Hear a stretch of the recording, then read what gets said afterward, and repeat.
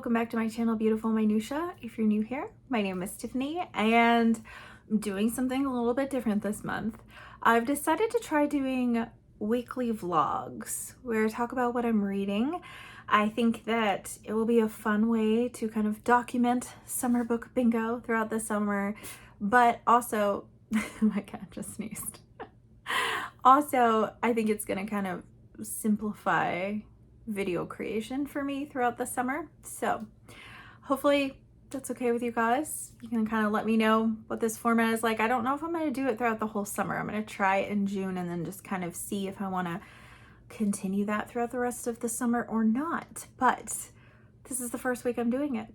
So yay, this one's going to be a little bit longer because today is Friday, June 2nd, and I'm going to go through next Friday. But most of these will be kind of like probably like a Sunday through Friday-ish kind of a thing, with the videos being uploaded on Saturday. So exciting news. I actually completed my entire TBR pretty much. I had no lingering books carrying over into the month of June. So it's a completely fresh start for this month. So let me tell you what I'm reading right now. I am reading Labyrinths by Borges. Do you like my bookmark? It's a little tea bag. My sister crocheted this for me. That's so cute. She gave it to me for Christmas. So anyways, Borges. I am reading this with Sandy from Miss Reads a Lot and Dia from Novel Idea, and it is busting my brain. Let me tell you, I'm supposed to be reading 3 of these a day. That was the schedule that we agreed upon, and I'm finding that 1 a day is about all my brain can do because I've only read the first 2 so far, which are Talon Ukbar, what was the other part? Orbis Tertius? I don't even know if I'm saying that right. And also The Garden of Forking Paths. So the first one is like the longest one in the collection, and it's like way out there and examining time and space and thought, and do things only exist in our thoughts, or do they exist outside of thoughts, and just a lot of deep stuff there. And The Garden of Forking Paths is more narrative, more story-like, and actually reminds me kind of Poe's narrative style in the mystery stories that he wrote. So both are really different, so I'm not really sure what to expect going forward. I also started Don Quixote, which you probably can't even tell because I took the dust jacket off.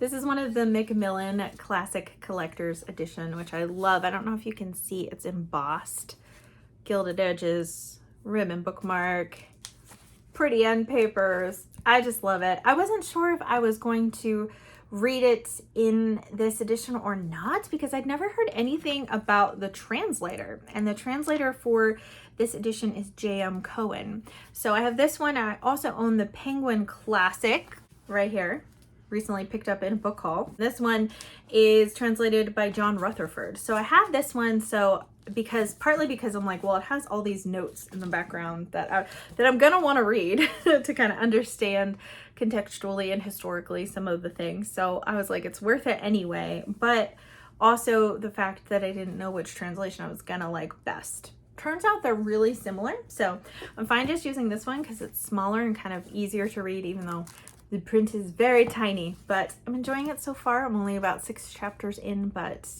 I really like it. The very first sentence of the prologue, or actually 2 sentences, says, "Idle reader, you can believe without any oath of mine that I would wish this book as the child of my brain to be the most beautiful, the liveliest, and the cleverest imaginable. But I have been unable to transgress the order of nature by which like gives birth to like." I read that and I'm like, I'm gonna get along with this just fine. I also am reading The Knowledge of the Holy by A.W. Tozer. We are doing a read-along of this. I'll link the announcement video if you didn't see it, where we're reading a chapter a day. Chapters are really, really short, and we're doing live shows every Saturday to discuss the chapters we read this week. So loving this. I'm only like 2 chapters in, but just love Tozer's writing so much. And then, because that wasn't enough, actually, I didn't add another book just because that wasn't enough. I added another book because all of the books I've mentioned so far do require some amount of brain power from me. I think Don Quixote being the least so, but it still is a classic written in somewhat more archaic sounding language than a modern book. So I wanted something I could read at night that just didn't require me to think. So if I was falling asleep while I read it, I wasn't I wouldn't be as worried about it, basically. So I picked up Strange the Dreamer by Laini Taylor. I was supposed to read this for my Read or Read project last month, and I did not get to it. Only a couple of chapters in, but I really, really, really like it.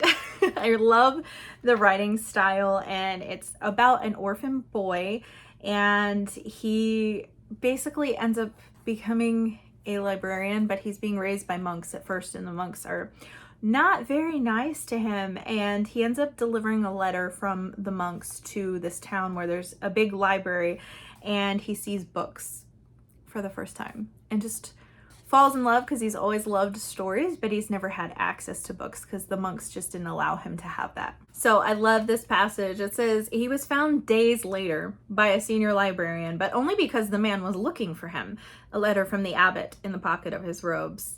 Elsewise, Laszlo might have lived down there like a boy in a cave for who knows how long.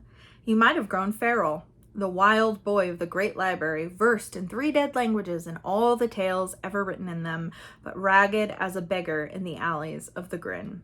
Instead, he was taken on as an apprentice. The library knows its own mind, old Master Herodikin told him, leading him back up the secret stairs. When it steals a boy, we let it keep him. I just love that so much. Obviously, there's going to be a lot more to the story than just Laszlo, the young boy, becoming a librarian. And I know it's a fantasy, so there will be other elements to it as well. But I haven't read the inside flap because I just don't want to know that much about it going in. I'm just really enjoying the writing style so far, and it's just a really enjoyable thing to read right before bed so far. So that is what I'm reading. My cat is taking a bath right there. She's like, how dare you point that out? That's what I'm reading, and I will continue to update you on my progress throughout the week. I don't know if I will finish any of these this week. Maybe Strange the Dreamer. The other ones are planned to be carried out over a longer length of time, but yeah. Welcome to Summer Weekly Vlogs.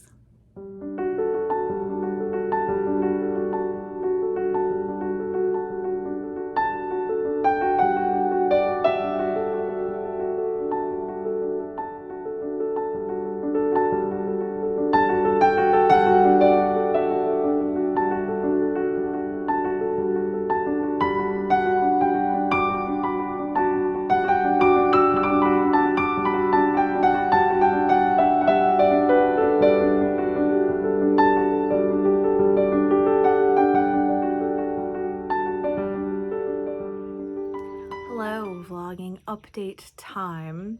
I have been messing with different techniques for heatless curls ever since I posted about it in the vlog where I tried to read 24 hours in 72 hours. It was like my first attempt at it, and I've used different techniques and different things. And so this is actually day 2 of the curls that I did yesterday, and they're like looser and longer, and actually this is kind of more of what I was going for.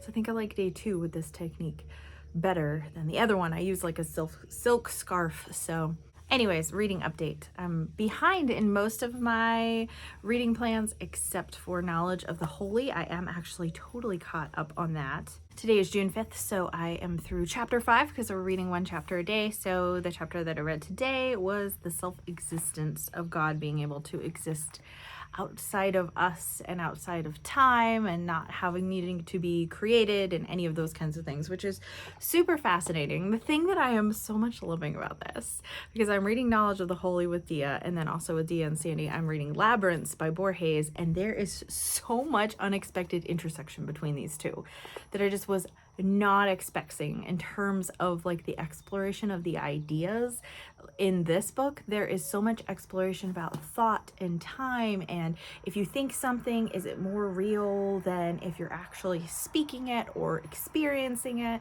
And it's been kind of like brain hurting material, but so good. I'm like really enjoying it so much more than I thought I would. Once I settled into Borges's writing style, it became much more enjoyable to me, and the fact that a lot of his short stories almost read in this like scientific kind of way, even though they're fictional.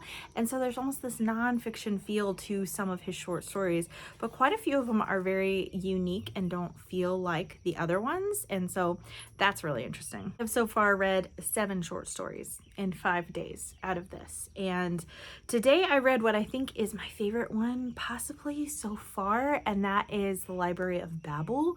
I really liked that one because it's basically, the idea is that the universe is a massive library, which I like that idea, and how there are many things in this library that are nonsensical or seem strange or whatever, but each one is kind of like this speck of knowledge or the speck of the universe. And so there'll be things that we understand and things that we don't understand, and that's how I feel about Borges' stories. Things that I understand, things that I don't understand.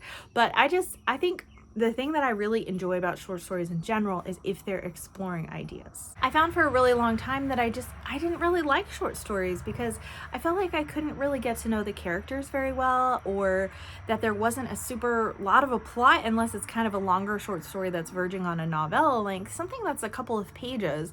For the most part, I don't love them. I mean, there are exceptions, but I found that I really do enjoy authors whose short stories center more on ideas or exploration about human nature, like Flannery O'Connor or things like that. I really like short stories that have to do more with exploration and thinking than they do a specific plot or a specific character, because it's really difficult for me to feel a connection to a character within just a couple of pages. And a lot of times I wish that a short story had been longer because I want more of the plot if I'm enjoying the plot. So Borges kind of like scratches that itch for me in terms of ideas of exploration. Does that mean I understand a lot of what he says? No, I don't. And I don't even know if the way that I interpret his stories are actually the way they are meant to be interpreted. I have no idea.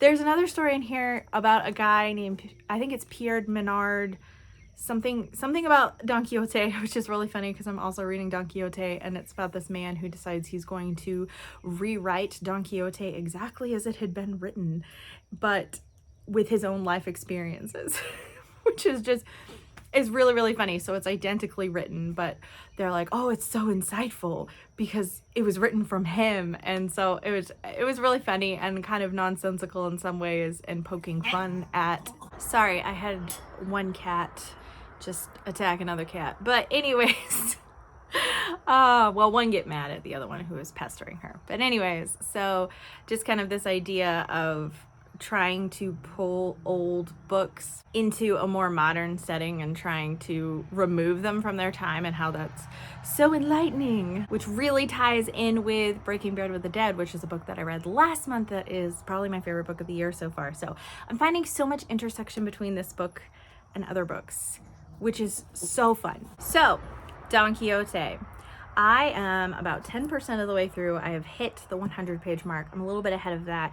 If I was following my reading schedule the way I was supposed to, I would actually be about 170 pages in right now, and I'm not. But that's okay, we're going with it. I actually read a ton today. I've read like 50 pages today. I had a doctor's appointment this morning, and the doctor took forever. It was like, I waited literally like an hour for a 5-minute consultation, which was kind of crazy, but I never really mind when doctors end up having to take their time, because that just means I have an excuse to sit there and read. I can't fulfill any other responsibilities or obligations, so I just get to sit there and enjoy reading. So I read a bunch of Don Quixote during that time. I think I have read like 9 chapters today or something along those lines. That sounds about right. But I'm really enjoying it. It's really funny. I was so surprised. It's towards the beginning of the book, the whole windmill tilting scene, that is like the one thing that I know about Don Quixote. He's kind of gotten to the point where he's just, talking about his knight. He's like a knight at this point, and he gets someone to knight him who's not even a knight. It's like an innkeeper or something, and he decides he's going to do it just because he's indulging him, and then he finds someone to be essentially his squire, and that's just a hilarious thing. Sancho, I really like Sancho. He's cracking me up. And the point of the story that I'm at right now, they've already done the windmill thing where Sancho's trying to convince him, hey, you know what, these are windmills, not giants, maybe you should not do this. And he's like, no, you're deceived. And it's just like, It's hilarious. Don Quixote has made Sancho promise, like, hey, if we get in a fight, you can't defend me if it's against another knight, because I have to defend my own honor on my own if it's between knights. And Sancho's like, that's fine, but if he comes after me, I'm gonna kick his butt. So is that okay? and Don Quixote's like, the same rules of valor that apply to me do not apply to you. And like all this, it's just so funny because Sancho's like, yeah, sure, but self-preservation, man, that's gonna kick in. So anyway, Sancho's just a really fun character for me right now. I'm at the point where, if you have read Don Quixote, this isn't spoilery, Don Quixote and Sancho have kind of run into this group of shepherds who are going, and they're going to a funeral of this man who was an astrologer and like super smart, but he gets wooed by this beautiful woman that he's like going after, and all the men in the countryside are like obsessed with her, but she's not interested in any of them. So because she rejects him, he decides he's gonna kill himself. And so like this cruel woman, and she shows up and is basically like, if I was ugly, you would not treat me this way. I never gave him any hope, and it's really not my fault what he did with this information. It's not like I falsely led him on, or any of these men. I've told them all I'm not interested. And then they're all like, yes, all right, actually that's true. And I was just like, wow. I don't know, it's just really funny. And I like the fact that the author Cervantes is having this woman like stand up for herself and say like, hey, this is not fair to accuse me of this just because I'm not just gonna marry any random person who professes their love for me when there's dozens of men professing their love for me only because I'm beautiful. They don't know me at all. I have no attraction to them. I don't know them. I've never given them any hope. I've told them I don't plan to ever marry, and so they don't even have anyone else to be jealous of. They don't have, I've done nothing wrong. And so I like that he's saying that, given how old this book is. I always like when I find old books that have like remnants of, you know, anti-misogyny, so to speak, like poking holes in that and being like, yeah, this doesn't make sense. And that's totally what Cervantes is doing through this, I think, because this is a satire, so he's kind of showing the folly of that, and I really like it. So I'm really enjoying this. I hope to maybe read a little bit more Don Quixote today, maybe get closer to my goal, potentially. We'll see. I have not read any more of Strange the Dreamer, so hopefully I'll pick up more of that as well.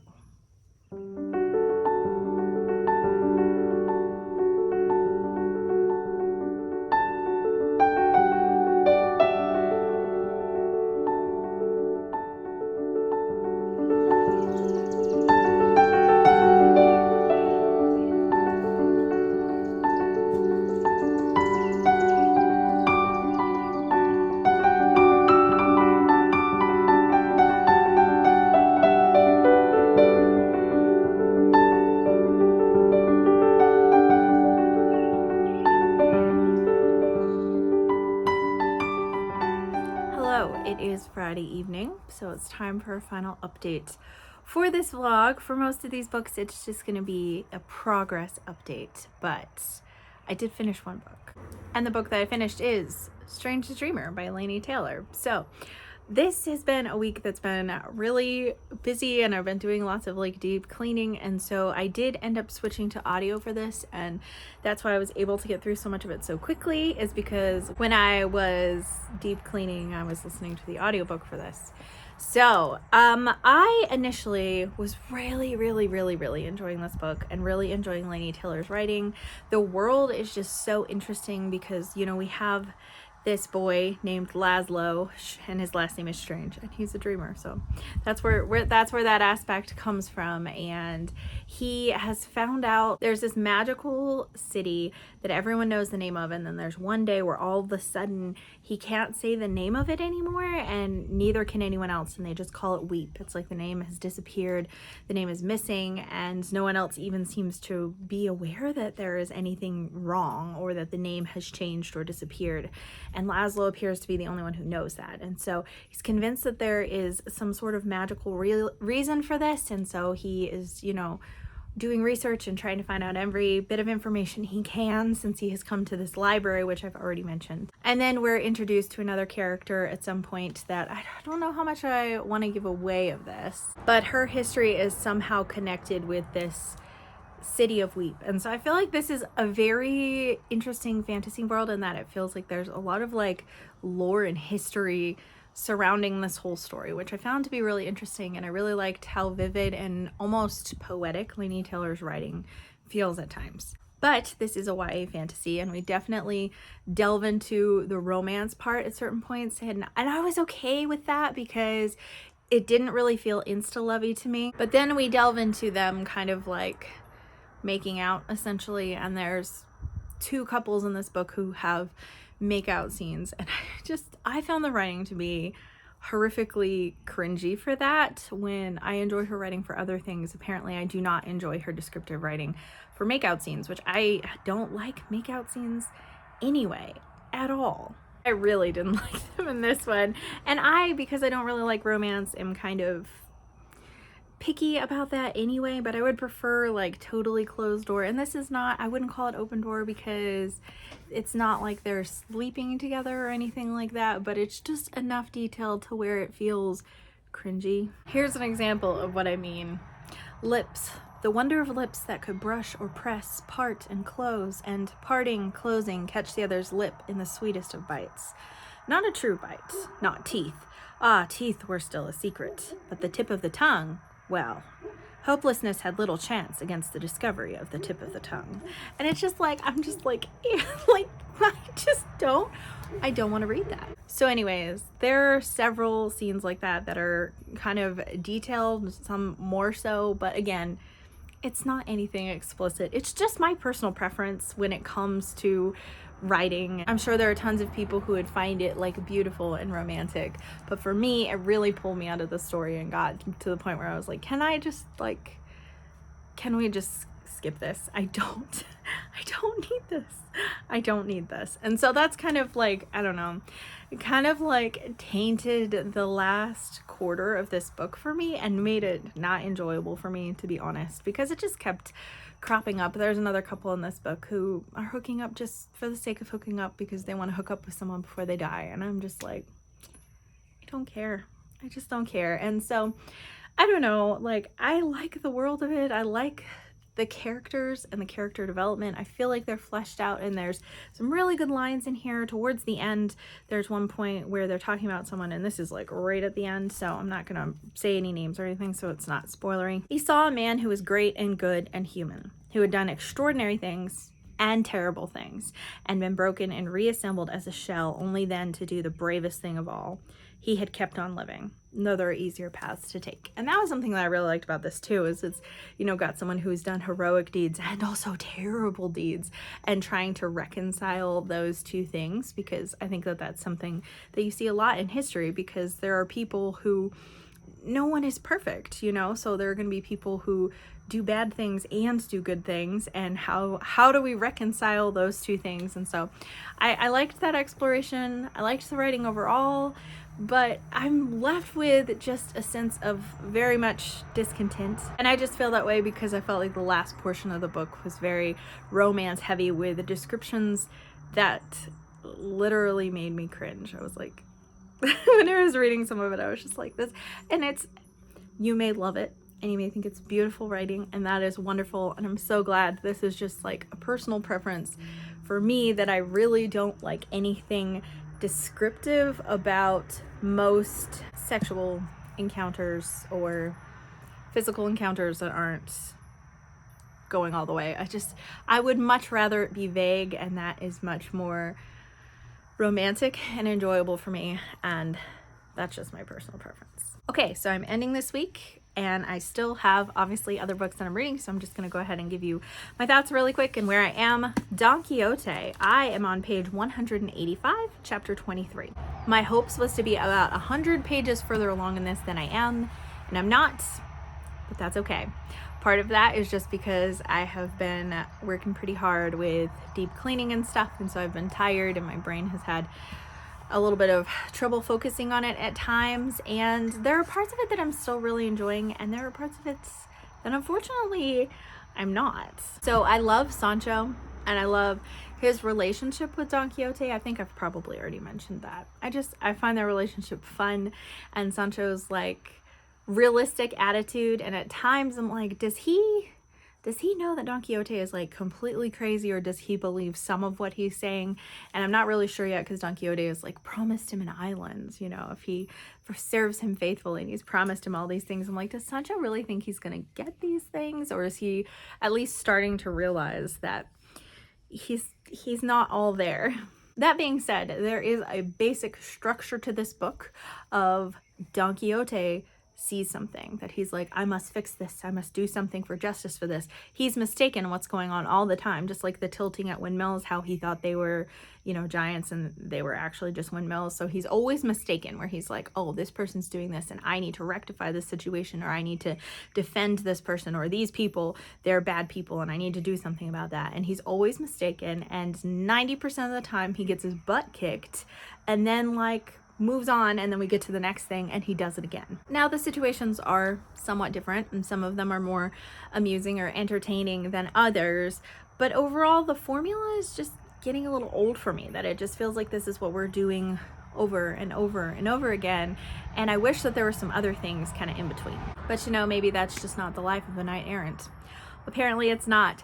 But some things do crack me up, how he's like, a knight errant is like this, and he won't eat here, and he won't do these things, and he doesn't need these things. And then something happens and he's like, no, but except in sometimes they do that, when he actually has like some sort of physical need that needs to be tended, which I find really funny. It also talks about how many times he's like beaten to a pulp. He can't even hardly move. And then like the next day he's like off fighting again. And I'm like, there's no time in between these things, or at least it doesn't seem like there's any time being communicated. So I don't know. I kind of have a little bit of mixed feelings on it. Obviously, I'm not that far into it, so I think that it can get better, but it feels just a little bit repetitive right now. But I'm also struck by the hilarity of like, there's a lot of potty humor in this book, and I kind of thought that was more of a modern thing, but apparently not.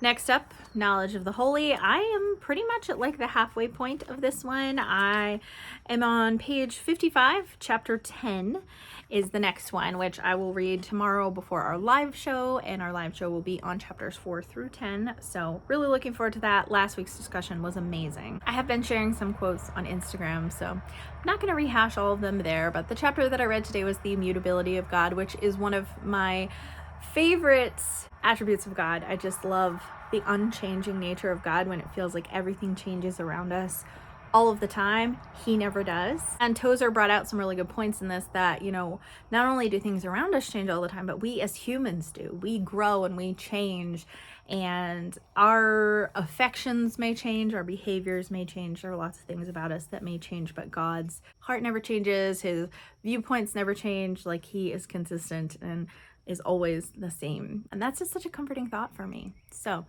anyways, really loving this, kind of regretting not reading it earlier, but really happy to be reading it with a wonderful group of people right now. The discussions have just been amazing. And then I'm still cooking right along with the Borges as well. And I'm actually close to the halfway point with this one as well. So on page 119, the last story that I read is The Immortal, and I have read quite a few stories since the last time that we talked. I can't remember which one I left off on, but I know that I read Death in the Compass, which I enjoyed. It's very like murder mystery feeling, feels a lot like an Edgar Allan Poe story again, and Edgar Allan Poe's detective is mentioned in it. So that's really fun. So I enjoyed that one. That was much more story-like. I also read The Secret Miracle, which I thought was a really interesting premise, and I liked that one. And then I had a few that I'm just like, I don't even know. I don't know what he was trying to say and what is going on, which is fine. You know, the 3 versions of Judas and the Sect of the Phoenix were both ones that I felt that way about. That I'm like, I don't know. I am behind on my Voxers, so I want to listen to Sandy and Dia and see what they have to say, because they may have more insight than I do on those ones, because I just was kind of like, I don't know, they're definitely not my favorites so far, but they may have some things to point out that I'm not aware of that I would really like and would kind of expand the meaning for me. And then the last one that I've read, The Immortal, is actually one of his longer ones, And I enjoyed this one. Definitely plays with the theme of immortality and time and all men being the same, which is something that's in the first story, the Talon Ukbar Orbis Tertius. It's in that one as well. And once again, there's a lot of themes of like Gnosticism, asceticism, the whole labyrinths being mentioned, and in this case there are literal labyrinths in this story. There's a few of them that there are, and some just have kind of like this labyrinth circular plot, but most of these stories are mentioning the word labyrinth somewhere in there. This particular story felt a little bit Conrad-esque to me for some reason, and maybe it's the adventurousness of it, because there's this man who encounters someone who says that they're looking for the river of immortality, so then he decides he's going to seek out and he's going to try and find it, which just kind of, I don't know, it kind of gave me a little bit of Heart of Darkness vibes to it, although a totally different story and not at all the same themes. But I don't know, I really liked it. Also in the same respect, it kind of feels like a story within a story, because we start with someone finding this manuscript tucked in somewhere, and then that's the story. So that's another reason why I guess it feels a little bit Conrad-esque to me, and kind of traveling through deserts and forests and like just different places and looking for something, searching for something. And I don't know, just kind of felt kind of reminiscent of that for me a little bit. So that's where I am in this so far. So I should be finishing this probably in another week or two, so I'm sure that this will continue to be throughout the rest of my next vlog, along with this one, which I will not finish until the 23rd, because that's kind of how that's scheduled. This one, I don't know. We'll see. But that has been this reading vlog. Would love to hear from you down in the comments down below. What have you been reading lately? Have you finished any books yet for the month of June? This is the first one that I have finished, and it's the 9th, so I've been seeing people submit their summer book bingo boards, and no one's gotten a bingo yet, but there are people who have already read as many as like 4 or 5 books, and some people who have read 1 or 2, so I'm definitely like behind in having just finished my one, but that's okay. I have some longer books that I'm working my way through, which is fine. I have to decide what I'm going to pick up now that I finished Strange the Dreamer. I feel like I need another fantasy to kind of fill in the gap, so I may be picking up Edge Dancer next, but I will let you know in my next vlog. Thank you so much for watching. If you like this video, please hit like and also subscribe so you can continue to see more bookish content from me, and I will see you again next time.